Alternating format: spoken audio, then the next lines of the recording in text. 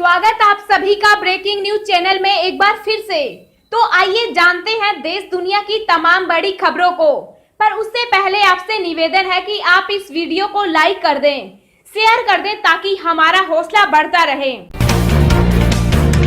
देश में कोरोना संक्रमित मरीजों का आंकड़ा 59,12,927 के पार, अब तक 93,353 की मौत। जी हां, देश और दुनिया में कोरोना के केस लगातार बढ़ते ही जा रहे हैं। ताजा आंकड़ों के मुताबिक देश में अब तक 59,12,927 संक्रमण के मामले सामने आ चुके और एक्टिव केस 9,75,832 हैं, जिसमें से अभी तक 93,353 लोग अपनी जान गंवा चुके। वहीं इसके बीच अच्छी खबर ये भी है कि अब तक 48,27,412 संक्रमित मरीज ठीक भी हो चुके। दुनिया भर में कोरोना वायरस की वजह से कुल 9,92,368 लोगों की जान जा चुकी है, जबकि वायरस से संक्रमित लोगों की संख्या 3,25,38,381 हो गई है। इनमें एक्टिव केस 75,35,415 हैं और खुशी की बात यह है कि अब तक 2,40,28,598 लोग ठीक हो चुके हैं। एसबीआई ग्राहक ध्यान दें, 1 अक्टूबर से बदल जाएंगे लेन देन के नियम। जी हां, अगर आप भी एसबीआई के ग्राहक हैं तो यह खबर आपके लिए बेहद जरूरी है। एसबीआई ने 1 अक्टूबर से ग्राहकों को बदले हुए नियमों के बारे में सचेत किया। ऐसी स्थिति में यदि आप ध्यान नहीं देते हैं तो इसका सीधा असर आपकी जेब पर पड़ेगा। बैंक ने ट्वीट करके ग्राहकों को सूचित किया है कि अब 1 अक्टूबर से ग्राहकों को विदेशों में लेन देन के लिए कर का भुगतान करना होगा, यानी विदेश भेजने के लिए ग्राहकों को अतिरिक्त चार्ज देना होगा। बता दें कि केंद्र सरकार ने विदेश में पैसा भेजने के नियमों में बदलाव किया। केंद्र सरकार के नए नियमों के मुताबिक अब सरकार विदेशी फंड भेजने पर टैक्स लगाएगी, यानी अगर आपके पास बच्चे विदेश में पढ़ते हैं और आप उनके खर्च के लिए यहाँ से पैसे भेजते हैं तो अब आपको इस रकम पर टैक्स देना होगा। सरकार ने 7 लाख से अधिक की राशि पर कर एकत्र करने का नियम बनाया है। यह नियम 1 अक्टूबर से लागू होगा। दोस्तों, अगली खबर जानने से पहले आपसे एक रिक्वेस्ट है कि इस वीडियो को बनाने में मुझे बहुत ज्यादा मेहनत लगती है, तो इस मेहनत के लिए वीडियो को एक छोटा सा लाइक जरूर करें। रूस ने लोगों को लगाना शुरू किया कोरोना वैक्सीन स्पुतनिक वी का टीका। जी हां, दुनिया में कहर बरपाने वाले कोरोना को रोकने के लिए रूस ने अपने देशवासियों को पहली स्वदेशी corona virus vaccine Sputnik V देना शुरू कर दिया है। दुनिया का पहला संभावित कोरोना टीका राजधानी मॉस्को में जनता के लिए उपलब्ध किया गया। विशेष रूप से रूसी राष्ट्रपति व्लादिमीर पुतिन ने संयुक्त राष्ट्र के कर्मचारियों को मुफ्त में वैक्सीन प्रदान करने की पेशकश की है। कृषि बिल, मोदी सरकार के खिलाफ किसानों का विरोध प्रदर्शन। जी हां, कृषि बिल के खिलाफ किसान संगठनों ने शुक्रवार को भारत बंद बुलाया है। पंजाब में रेल रोको आंदोलन शुरू हो गया। कुछ किसान ट्रैक्टर से दिल्ली आ रहे हैं जिन्हें हरियाणा में रोका गया। इस बीच कांग्रेस ने राष्ट्रव्यापी प्रदर्शन शुरू करने का फैसला किया। जिन बिलों को मोदी सरकार किसानों के लिए वरदान बता रही है, आखिर उसके खिलाफ किसान क्यों सड़कों पर उतरे हुए हैं? किसानों को सबसे बड़ा डर न्यूनतम समर्थन मूल्य खत्म होने का है। इस बिल के जरिए सरकार ने कृषि उपज मंडी समिति यानी मंडी से बाहर भी कृषि कारोबार का रास्ता खोल दिया है। मंडी से बाहर भी ट्रेड एरिया घोषित हो गया।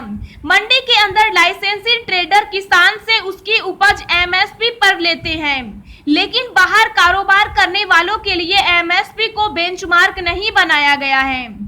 इसलिए मंडी से बाहर एमएसपी मिलने की कोई गारंटी नहीं है। फसल खराब होने पर किसानों को नहीं होगी टेंशन, सरकार देगी आर्थिक मदद। जी हां, अक्सर प्राकृतिक आपदाओं जैसे अत्यधिक बारिश या सूखे के कारण फसलों को बहुत नुकसान होता है, जिसका खामियाजा किसानों को भरना पड़ता है।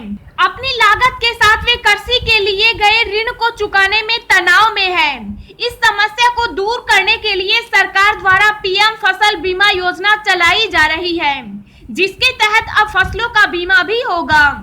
जिसमें सरकार किसी भी तरह के नुकसान पर किसानों को आर्थिक मदद देगी। तो क्या है ये प्लान और कैसे आप इसका फायदा उठा सकते हैं, आइए जानते हैं। मीडिया रिपोर्ट्स के अनुसार प्रधानमंत्री फसल बीमा योजना के तहत प्राकृतिक आपदाओं, कीड़ों और बीमारियों के कारण फसलों को नुकसान के मामलों में किसानों को बीमा कवर और वित्तीय सहायता प्रदान की जाएगी। इसमें सरकार को अधिसूचित फसलों में किसी भी नुकसान पर पैसा मिलेगा। इस योजना का उद्देश्य किसानों को कृषि में आधुनिक तरीकों को अपनाने के लिए प्रोत्साहित करना और उन्हें कृषि क्षेत्र में आसान ऋण देना है। इससे किसानों की आर्थिक स्थिति में सुधार होगा। एसबीआई ने करोड़ों ग्राहकों के लिए जारी किया अलर्ट, नहीं दिया ध्यान तो हो सकता है भारी नुकसान। जी हां, देश में बैंकिंग फ्रॉड के मामले लगातार बढ़ रहे हैं। फ्रॉडस्टर्स नए तरीकों से लोगों को अपनी ठगी का शिकार बना रहे हैं। इस तरह के फ्रॉड से बचने के लिए देश का सबसे बड़ा बैंक यानी एसबीआई लगातार लोगों को आगाह करता रहता है। इसी क्रम में एसबीआई ने ठगों की एक नई तरकीब के बारे में अवगत कराया है। साथ ही एसबीआई ने बताया कि ऐसे ठगी का शिकार होने पर आपको क्या करना चाहिए और अपनी मेहनत की कमाई पर इन ठगों द्वारा हाथ साफ करने से कैसे बचा जाए। एसबीआई ने अपने करोड़ों ग्राहकों को अलर्ट करते हुए कहा है कि हमारे ग्राहकों को फेक ईमेल्स भेजे जा रहे हैं। इन ईमेल से एसबीआई का कोई संबंध नहीं है। ऐसे में ऐसे मेल्स को खोलने से बचना चाहिए। एसबीआई ने बताया है कि वो अपने ग्राहकों को इस तरह का कोई मेल नहीं भेजता है। जॉनसन एंड जॉनसन की खास कोरोना वैक्सीन का आखिरी चरण का ट्रायल शुरू, एक खुराक ही करेगी कमाल। जी हां, दवा बनाने वाली कंपनी जॉनसन एंड जॉनसन ने सिंगल डोज वाली कोरोना वैक्सीन का आखिरी चरण का ट्रायल शुरू कर दिया है। ज्यादातर दवा कंपनियां 2 डोज वाली कोरोना वैक्सीन पर ट्रायल कर रही है। जॉनसन एंड जॉनसन का 60,000 वॉलंटियर्स पर वैक्सीन टेस्ट किए जाने का प्लान है। ये ट्रायल अमेरिका के अलावा दक्षिणी Africa, Argentina, Brazil, Chile, Colombia, Mexico और पेरू में हो रहे हैं। वैज्ञानिक डॉक्टर पॉल स्टोफेन ने कहा है कि 60,000 लोगों पर टेस्ट से अलग अलग तरह के लोगों पर असर का पता चलेगा। हम उम्मीद कर रहे हैं कि इस साल के आखिरी में या अगले साल के शुरू में नतीजे मिल जाएंगे। राज्य के बाहर से आने वाले नहीं ले सकते आरक्षण का लाभ, राजस्थान हाईकोर्ट ने दिया महत्वपूर्ण आदेश। जी हां, राजस्थान हाईकोर्ट ने राज्य में सरकारी नौकरियों और पंचायत चुनाव में आरक्षण को लेकर महत्वपूर्ण आदेश दिया है। राजस्थान हाईकोर्ट ने पंचायत चुनाव में आरक्षित सीट से चुनाव लड़ने से जुड़े एक मामले की सुनवाई करते हुए कहा है कि प्रदेश में आरक्षण का लाभ मूल निवासियों को ही दिया जाना चाहिए। दूसरे राज्य से विवाह करके राज्य में आने वाली महिला का प्रवासी व्यक्ति सरकारी नौकरी और चुनाव में आरक्षित सीट के लिए दावेदारी नहीं कर सकते, चाहे आने वाले राजस्थान और मूल राज्य दोनों आरक्षित वर्ग की संबंधित सूची में ही शामिल क्यों न हो। जस्टिस सतीश कुमार शर्मा की एकल पीठ ने दूसरे राज्य से आकर पंचायत चुनावों में आरक्षण के लाभ का दावा करने वाली याचिकाकर्ताओं को खारिज करते हुए ये आदेश दिए हैं। अब हम आपको अगले 24 घंटों के संभावित मौसम पूर्वानुमान के बारे में बता रहे हैं। अगले 24 घंटों के दौरान पूर्वी बिहार, उप हिमालय, पश्चिम बंगाल और सिक्किम में मध्यम से भारी बारिश होने के आसार हैं। पूर्वोत्तर भारत, तेलंगाना के कुछ भागों में, मराठवाड़ा और आंध्र प्रदेश में हल्की से मध्यम बारिश के साथ कुछ स्थानों पर भारी बारिश भी हो सकती है। गंगीय पश्चिम बंगाल, मध्य प्रदेश के कुछ हिस्सों में, छत्तीसगढ़, ओडिशा, तमिलनाडु, केरल और अंडमान व निकोबार द्वीप समूह में कुछ स्थानों पर हल्की से मध्यम बारिश की संभावना है।